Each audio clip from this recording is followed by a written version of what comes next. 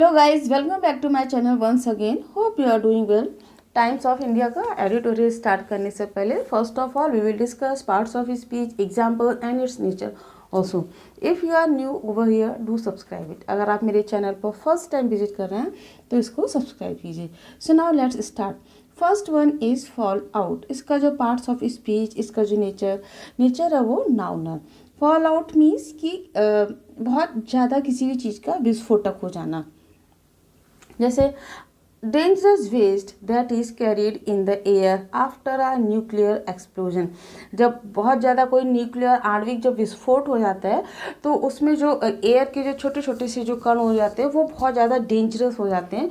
तो dangerous waste means वो बेकार की चीज़ तो है, लेकिन वो बहुत ज़्यादा डेंजरस, बहुत ज़्यादा खतरनाक होता है, जिसको हम लोग बोल सकते हैं कि खतरनाक कचरा जिसको हम लोग बोलते हैं, या नाभिकीय विस्फोट और मलबा भी बोलते हैं। सेकेंडली, अगर किसी और सेंस में हम इसको यूज करेंगे, द इफेक्ट और रिजल्ट ऑफ समथिंग।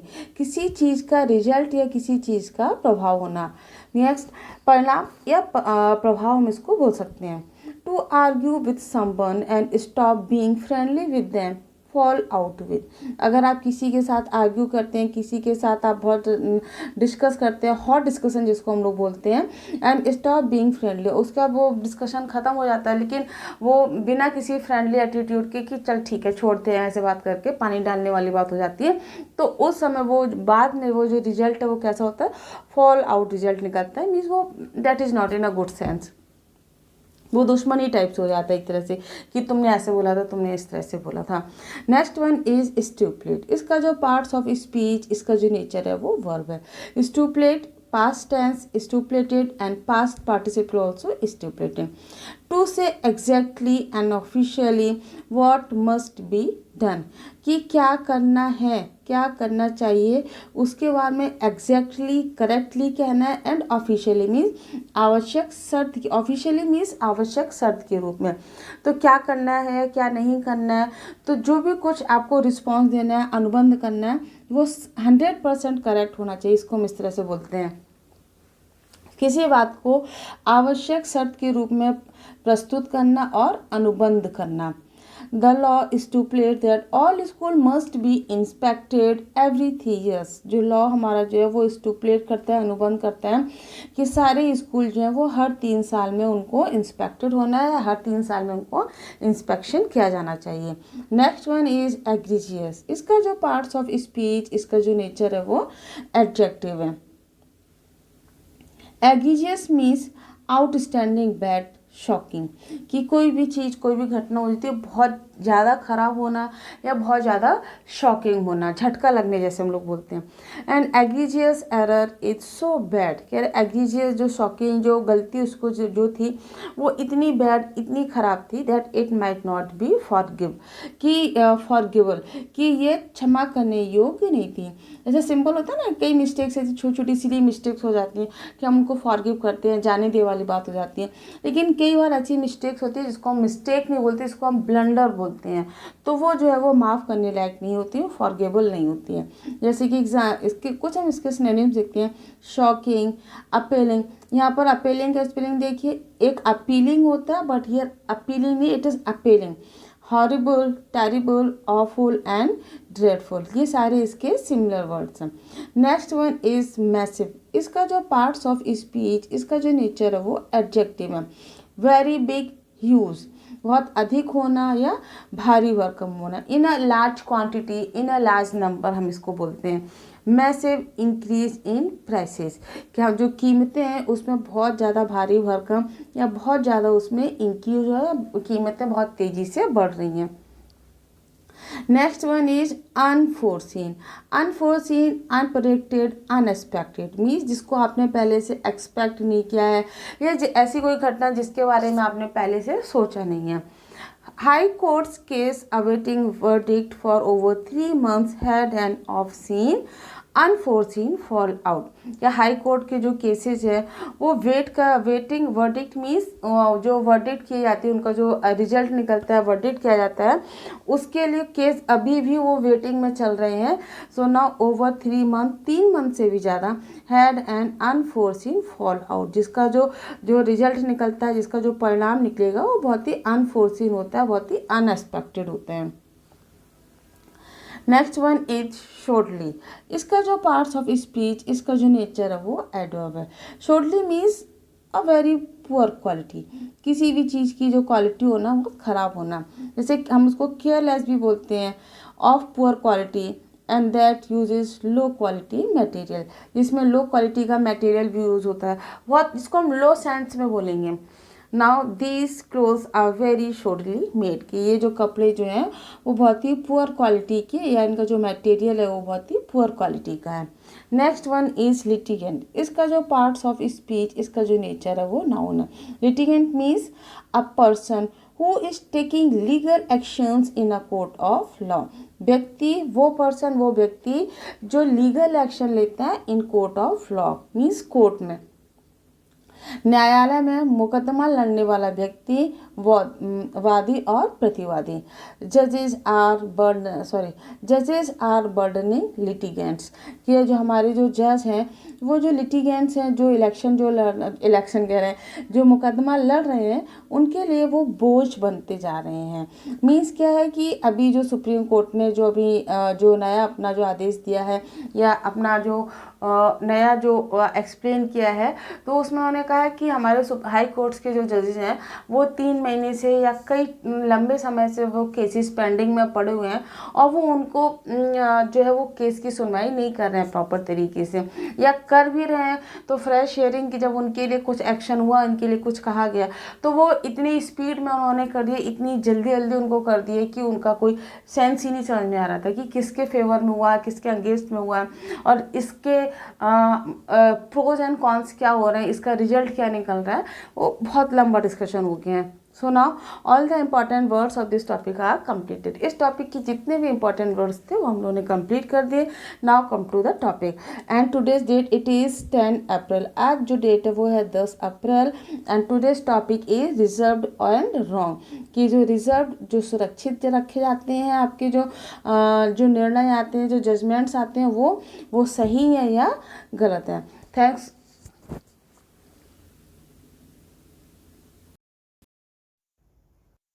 आज का जो टॉपिक है वो सुप्रीम कोर्ट के डिसीजन के ऊपर, या सुप्रीम कोर्ट का क्या एटीट्यूड रहा है आज के टाइम पे, उसने क्या क्या चेंज है, क्या कमेंट दिए सुप्रीम कोर्ट के जज ने, तो उससे रिलेटेड आज का टॉपिक है। रिजर्व्ड और रॉन्ग मीन्स क्या है कि जो सुप्रीम कोर्ट, या सुप्रीम कोर्ट से मतलब ये कि हमारे देश की जितनी भी अदालतें हैं, जितने भी कोर्ट्स हैं, तो वो कुछ डिसीजन को कुछ समय के लिए रिजर्व करके रख लेते हैं। तो वो उन डिसीजंस को किसी भी कारण से, उसके लिए कोई भी आर्ग्यूमेंट दिया जा सकता है, तो वो उस डिसीजन को रिजर्व रखना, इट्स राइट और रॉन्ग, क्या ये सही है या गलत है। तो आज का जो टॉपिक है उसी टॉपिक से रिलेटेड है। सो नाउ रिजर्व्ड और रॉन्ग, कि हम जो टॉपिक का जो हमारे डिसीजन होते हैं, जो निर्णय होते हैं गवर्नमेंट कोर्ट के द्वारा, उसको रिजर्व रखना, उसको सुरक्षित रखना, क्या सही है और रॉन्ग है या गलत है। CJI मीन्स सुप्रीम कोर्ट के जो जज है, उन्होंने कहा राइटली कॉल्स आउट, उन्होंने डायरेक्टली फटकार लगाई है। कॉल्स आउट मीन्स फटकार लगाना। कॉल्स आउट हाई कोर्ट जजेस, जो हाई कोर्ट के जो जजेस हैं उनको डायरेक्टली, राइटली मीन्स सही तरीका, मतलब वो फटकार जो लगाई है वो सही है। हु वेस्ट जुडिशियल टाइम, कि जो न्यायिक, जो जुडिशियल जो टाइम होता है, जो न्यायिक जो समय होता है, उसको वेस्ट करते हैं, समय को बर्बाद करते हैं। बाय डिलेइंग जजमेंट, जो निर्णय होते हैं उन निर्णयों को देरी करके, मीन्स फैसले में देरी करके। डिलेइंग जजमेंट मीन्स फैसले में देरी करके। जो सुप्रीम कोर्ट के जज ने, उन्होंने इस चीज़ में जो हाई कोर्ट के जो जज है उनकी फटकार लगाई है, और राइटली मीन्स ये सही फटकार लगाई है कि वो क्या करते हैं, जो न्यायिक जो समय को बर्बाद करते हैं, किसमें, जो डिलेइंग जजमेंट, जो निर्णय देना होता है उसको डिले करने में। Will it have an impact, क्या इसका कोई असर पड़ेगा। मीन्स उन्होंने जो फटकार लगाई है, या सलाह भी हम मान सकते हैं कि हाई कोर्ट के जो जजेस हैं उनको सलाह दी कि जल्दी से जल्दी डिसीजन को क्लियर करना चाहिए, तो क्या वाकई में इसका कोई फ़र्क पड़ेगा, कोई इम्पैक्ट पड़ेगा, कोई प्रभाव पड़ेगा। It's not the first time, ये पहली बार नहीं है। Not the first time means ये पहली बार नहीं है, फर्स्ट टाइम नहीं है। CJI की जो सुप्रीम कोर्ट का जज है, CJI मीन्स जज of supreme court, supreme court के हमारे जो जज है उन्होंने हैज़ अटेम्प्टेड मीन्स प्रयास का किया है, to fix a major reason, कि किसी भी जो मेजर रीजन है, जो इम्पॉर्टेंट रीजन है, उसको फिक्स करने के लिए, that contributes to case pendency, जो हमारे जो केस होते हैं, जो निर्णय होते हैं, उसको पेंडेंसी करने के लिए, मीन्स उसको लंबित करने के लिए। ये पहली बार नहीं है जब सुप्रीम कोर्ट के किसी जज ने मामले को लंबित रहने के लिए, पेंडेंसी होने के लिए, उसमें योगदान देने वाले, कॉन्ट्रीब्यूट्स मीन्स योगदान देने वाले, रीजन मीन्स कारण, तो योगदान देने वाले जो प्रमुख कारण हैं उनको ठीक करने का, फिक्स करना मीन्स, फिक्स मीन्स ठीक करना, फिक्स करने का प्रयास किया है। The practice of reserving judgment, कह रहे हैं हमारे जो प्रैक्टिस ऑफ रिजर्विंग जजमेंट है, मीन्स हमारे जो जजमेंट मीन्स निर्णय, रिजर्व मीन्स सुरक्षित रखना, तो जो जजमेंट को सुरक्षित रखने की, निर्णय को, प्रैक्टिस मीन्स यहाँ पर प्रथा से मतलब होगा, तो प्रैक्टिस ऑफ रिजर्विंग जजमेंट, कि हमारे जो निर्णय होते हैं कोर्ट के द्वारा, उन निर्णय को सुरक्षित रखने की जो प्रथा है, फॉर मंथ्स, कई महीनों तक, बियॉन्ड स्टुपुलेटेड पीरियड, वो एक निर्धारित समय के बाद भी, मीन्स एक फिक्स टाइम दिया जाता है, एक फिक्स समय दिया जाना चाहिए कि हाँ इस समय के बाद जो भी डिसीजन होंगे, जो भी जजमेंट होगा कोर्ट के द्वारा, वो उसको क्लियर कर दिया जाएगा। लेकिन नहीं, एक निर्धारित, स्टुपुलेटेड पीरियड मीन्स निर्धारित समय, तो निर्धारित समय के बाद भी जो प्रैक्टिस है, हमारी जो प्रथा चल रही है निर्णय को रिजर्व करने की, सुरक्षित रखने की, कई महीनों के बाद भी, कई महीनों तक, वेयर जजेस put off announcing their decisions, जहाँ पर जो जज होते हैं वो अपने अनाउंस कर देते हैं अपने डिसीजंस को। पुट ऑफ मीन्स टाल देना, तो वहाँ पर जजेस क्या होते हैं, वो उनका जो निर्णय होता है, उनका जो डिसीजन देना होता है, उन निर्णयों को वो न्यायाधीश कई समय तक उसको टाल देते हैं, पुट ऑफ कर देते हैं। वैसे पुट ऑफ मीन्स बुझाना होता है, बट यहाँ पर बुझाने से सेंस है कि टाल देना। तो जो जज होते हैं, जो निर्णय होते हैं, वो अपने डिसीजन को कई लंबे समय तक टाल देते हैं। आफ्टर लॉन्ग आफ्टर हियरिंग आ ओवर, लंबी सुनवाई के बावजूद भी, लॉन्ग मीन्स लंबी, आफ्टर हियरिंग मीन्स लंबी सुनवाई जो होती है वो ख़त्म हो जाती है, उसके बाद बावजूद भी वो अपने डिसीजन को पुट ऑफ कर देते हैं, टाल देते हैं। This delay is entirely on जज, और ये जो दिस डिले मीन्स, ये जो देरी है, दिस डिले एंटायरली मीन्स पूरी तरीके से, ऑन द जज, ये जो देरी होती है निर्णय देने में, वो पूरी तरीके से हमारे जो जज होते हैं, जो न्यायाधीश होते हैं, उन पर डिपेंड करती है। Passing the buck, passing the buck means जिम्मेदारी उठाना, ये एक फ्रेजल वर्ब है। पासिंग द बक मीन्स जिम्मेदारी उठाना।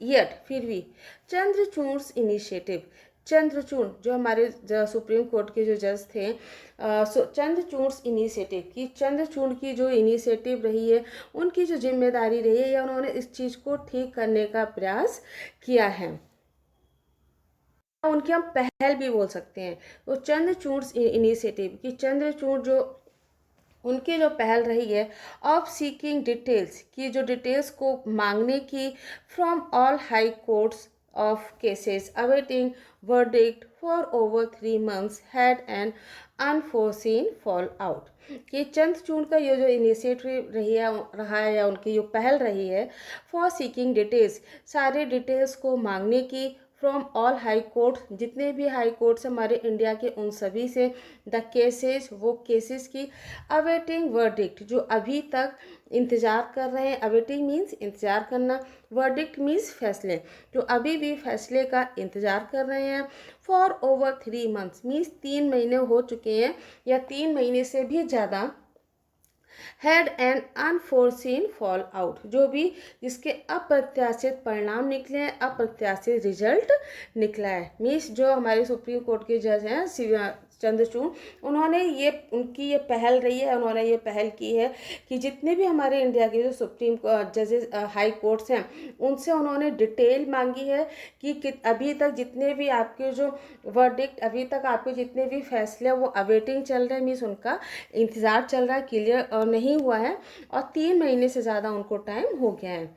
This mean sorry CJI means जज सुप्रीम कोर्ट के जज ने कहा कि सेवरल जजेस की बहुत सारे जजेस जो हैं had हरीडली released cases for fresh hearings. उन्होंने क्या किया, हरीडली मीन्स बहुत जल्दी से, रिलीज मीन्स सुना दी, तो बहुत जल्दी ही उन्होंने जल्दबाजी में, हरीडली मीन्स जल्दबाजी में या जल्दी से, रिलीज मीन्स सुना दिए केसेस फॉर फ्रेश हियरिंग, जो फ्रेश हियरिंग्स हैं उन केसेस को सुनने के लिए बहुत सारे निर्णयों को जजेस ने या बहुत सारे जजेस ने निर्णयों को जल्दबाजी में सुनवाई कर दी है। दिस मीन्ट, इसका मतलब हुआ द एंटायर प्रोसेस, कि जो भी प्रोसेस है कोर्ट का, must start from a scratch.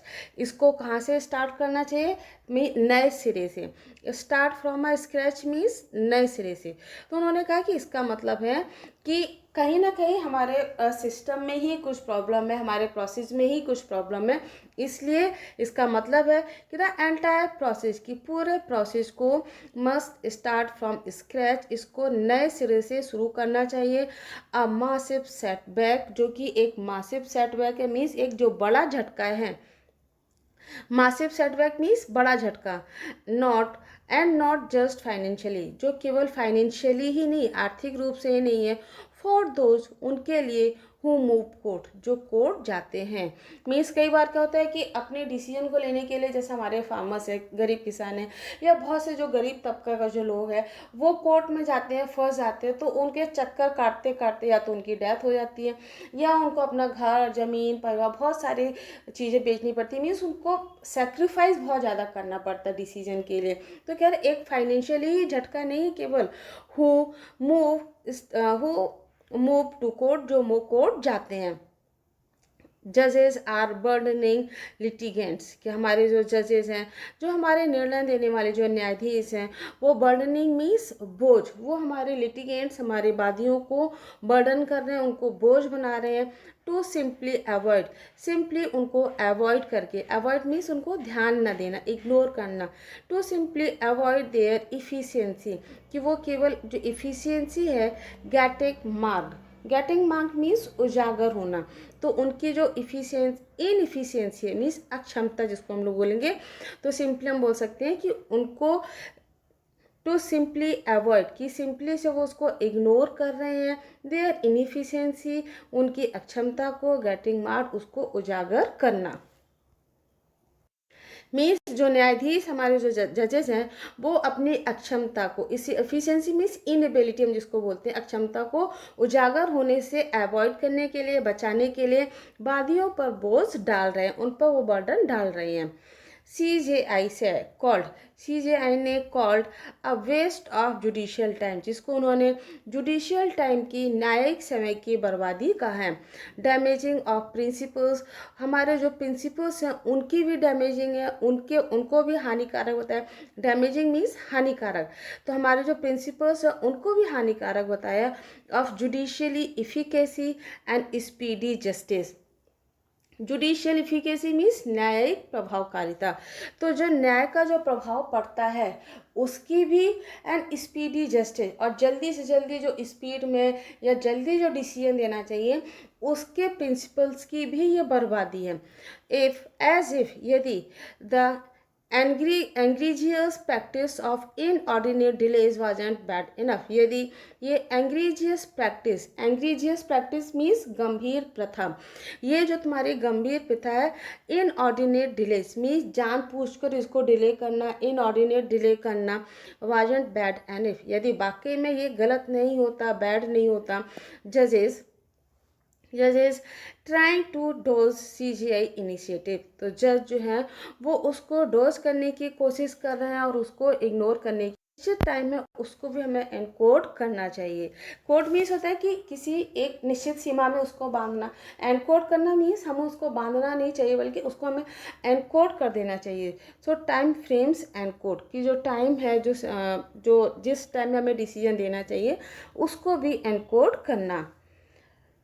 CRPC says कहते हैं कि judgement must be given either immediately after the termination of trial और at some subsequent time for criminal cases.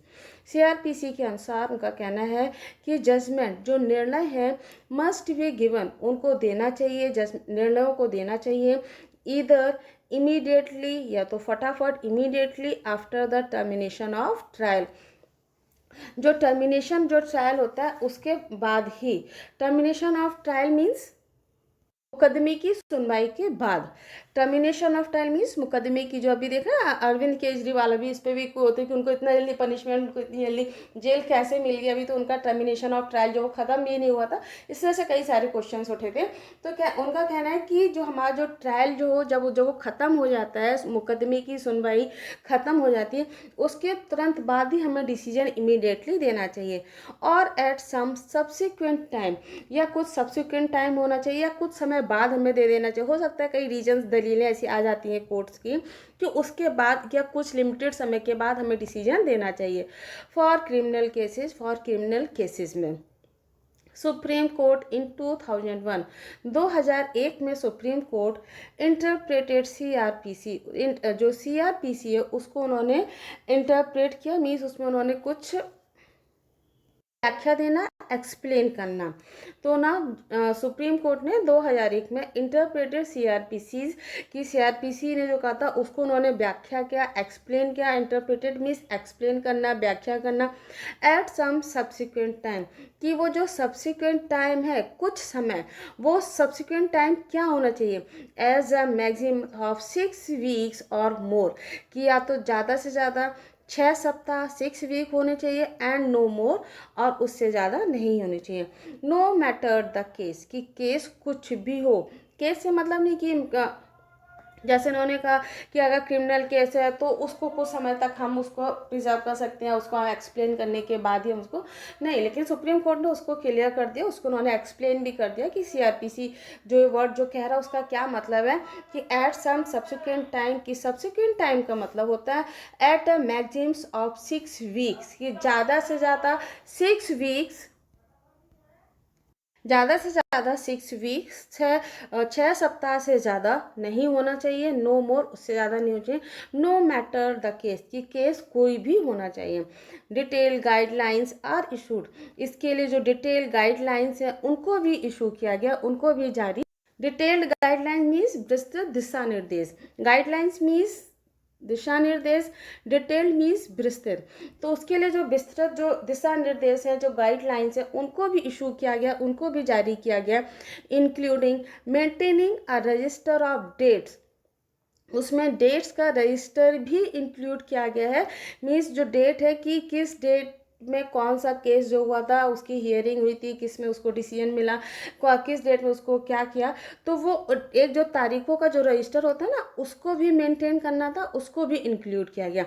और when a judgment was reserved, और कब जो judgement जो निर्णय था वो उसको रिजर्व किया गया, उसको सुरक्षित किया गया। एंड व्हेन, एंड कब a verdict was finally pronounced, और कब जो वर्डिक्ट था, जो निर्णय दिया था, उसको फाइनली प्रोनाउंस किया गया, या उसको फाइनली सुनाया गया। मीन्स कहना है कि इसके बाद उन्होंने कहा कि चाहे जो उसके लिए दिशा निर्देश जो थे, विस्तृत जो दिशा निर्देश थे, उनको उन्होंने जारी किया, जिसमें निर्णय कब सुरक्षित रखा गया था और इसका फैसला कब सुनाया गया था, इन तारीखों का भी एक रजिस्टर बनाना था और उसको शामिल किया गया था। Supreme Court sought the High Court chief justice should review monthly list of such cases and nurse benches involve. उसके बाद ये सुप्रीम कोर्ट ने सॉट किया, मीन सुप्रीम कोर्ट ने उसके बाद निर्देश मांगे। तो Supreme Court sought, Supreme Court ने कहा सॉट मीन्स मांग करना। तो सुप्रीम कोर्ट ने हाई कोर्ट के जो जजेस, जो चीफ जस्टिस थे, उनसे मांग की है so review monthly list of such cases, कि इस तरह के केसेस की मंथली रिव्यू होनी चाहिए, मंथली उसको हमें मीन्स मंथली उसको देखना चाहिए। एंड नस बेंचेस इन्वॉल्व, जिसमें कि जो नस बेंचेज हैं उनको भी उन्होंने इन्वॉल्व किया। Rules also exist to send cases to a fresh bench to event of the ordinate day delay a rule nudges exploit. उसके बाद हमारे जो रूल्स हैं, जो नियम कानून है, वो भी उसमें एग्जिस्ट करते हैं टू सेंड केसेस को हम सेंड करते हैं टू अ फ्रेश बेंच, है ना। कई सारे एक्चुअली ऐसे केसेस होते हैं कि जो कुछ डिले हो जाते हैं, उनमें टाइम लग जाता है, या कई सारे बहुत सारे ऑब्स्टिकल्स आ जाते हैं, बहुत सारी चीज़ें ऐसे आ जाते हैं, तो उसको जो न्यू बेंच बनती है उस न्यू बेंच में उसको शिफ्ट कर दिया जाता है या उनको वो भेज दिया जाता है। In the event of ordinate delay, कि जो ऑर्डिनेट डिले मीन्स जो और जिस दिन उनको डिले किया गया उस इवेंट में भी, उस घटना में भी, उस समय को भी, इनऑर्डिनेट डिले के दिन भी उसको, ऑर्डिनेट डिले मीन्स अत्यधिक देरी, तो अत्यधिक देरी वाले जो रीजन है, जो कारण है, और किस कारण से उसको फ्रेश बेंच में शिफ्ट किया गया है सेंड के, उसका भी उन्होंने रूल्स रेगुलेशन पूरे इन्वॉल्व किए हैं, रूल्स बताए हैं, वो भी रूल्स एग्जिस्ट करते हैं। अ रूल नजेस एक्सप्लॉइट, लेकिन जो रूल जो जजेस हैं, जो रूल्स लेकिन जो जजेस हैं वो उनको एक्सप्लॉइट कर रहे हैं, उनको गलत तरीके से यूज़ कर रहे हैं। India's new criminal code, Bharat का जो नया क्रिमिनल कोड BNSS, जो अभी भारत का जो नया क्रिमिनल कोड बना है BNSS, that replaces CRPC later this year, जिसने बाद में CRPC को रिप्लेस कर दिया या उसकी जगह ले ली। Provides a timeline for जजेस टू प्रोनाउंस वर्डिक्ट, जिसने जजेस के लिए टाइमलाइन मीन्स समय सीमा, तो उसमें जजेस के लिए उन्होंने एक टाइमलाइन दे दी है। प्रोवाइड्स अ टाइमलाइन, उसमें वो एक टाइमलाइन देते हैं फॉर जजेस के लिए टू प्रोनाउंस वर्डिक्ट, अपने फैसले को सुनाने के लिए। मीन्स अब जजेस को इस समय के अंदर, इस टाइमलाइन के अंदर, इस समय सीमा के अंदर अपने जो फैसले वो उनको सुनाने हैं। Shall gives it verdict within the period of 30 days, कि शायद ये उनको अपने जो फैसले हैं वो 30 दिन के अंदर सुनाने हैं। एक्सटेंडेबल अप टू 45 days, अगर जब बहुत ज़्यादा होगा तो 45 दिन तक उसको एक्सटेंड किया जा सकता है। आर हाई कोर्ट्स लिसनिंग, ठीक है, सुप्रीम कोर्ट ने, CRPC ने, BNSS ने ये सारी चीज़ें रूल्स रेगुलेशन निकाले हैं, सुप्रीम हाई कोर्ट को बताए भी हैं, लेकिन क्या वाकई में हाई कोर्ट इनको सुन रहा है या उनको फॉलो कर रहा है। Arriving at a judgment is an intense exercise, किसी भी जजमेंट पर, किसी भी निर्णय पर पहुंचना बहुत ही गहन अभ्यास है। इंटेंस एक्सरसाइज मीन्स गहन अभ्यास है, कि जब हम किसी निर्णय पर पहुंचते हैं तो उस निर्णय पर पहुंचने के लिए हमको बहुत प्रैक्टिस की ज़रूरत पड़ती है। For too many are so shortly written that they are but a grabble of words, उसमें से too many are so shortly written, उसमें तो कुछ इतने शॉर्टली रिटन मीन्स होता है कि घटिया तरीके से लिखना, उनमें से कुछ तो डिसीजन जब दिए जाते हैं, वर्डिक्ट देते हैं, तो इतने घटिया तरीके से वो लिखे जाते हैं that they are but a garble of words, कि वो कुछ नहीं होते हैं, केवल ग्रेबल ऑफ वर्ड्स होते हैं। ग्रेबल ऑफ वर्ड्स मीन्स शब्दों का आवरण होते हैं, मीन्स यही नहीं पता होता कि वो डिसीजन दिया क्यों गया है, what is the reason behind it, उसके पीछे रीजन देने का कारण क्या है, कुछ भी नहीं समझ में आता है। सो दे आर शॉर्टली रिटेन, वो इतने शॉर्टली रिटेन है, इतने असभ्य तरीके से, इतने गंदे तरीके से, इतने घटिया तरीके से लिखे गए हैं that they are but a garble of words, कि वो कुछ नहीं है, केवल एक शब्दों का आवरण है। CJI रिपीटेडली, हमारे सुप्रीम कोर्ट के जज हैं, उन्होंने रिपीटेडली बार बार ये अर्ज किया है, बार बार ये बोला है जजेस टू राइट सिंपली, कि वो जो अपना वर्डिक्ट सुनाते हैं और उसको जब वो लिखते हैं रिटन में, तो they should be in a simple language, कि वो बहुत ही सिंपल लैंग्वेज में होना चाहिए, जिससे कि आम जनता या जिसके फेवर में जो जजमेंट किया है या जिसके अगेंस्ट में जो जजमेंट हुआ है उसको पता होना चाहिए और उसको समझ में भी आना चाहिए। Too often even the reasoning for decision is missing from verdicts. कह रहा है too often even the reasoning, कि इसके लिए even the जो reasoning, इसके लिए जो कारण होता है reasoning और for decision, इस decision इस निर्णय के पीछे जो कारण होता है is missing, वो पूरे तरीके से मिस होता है from the verdict, उनके verdict से मीन्स उनके निर्णय से, कि वो क्या निर्णय सुना रहे हैं, वो निर्णय पूरे तरीकों से तर्कों के फैसलों से गायब हो जाता है.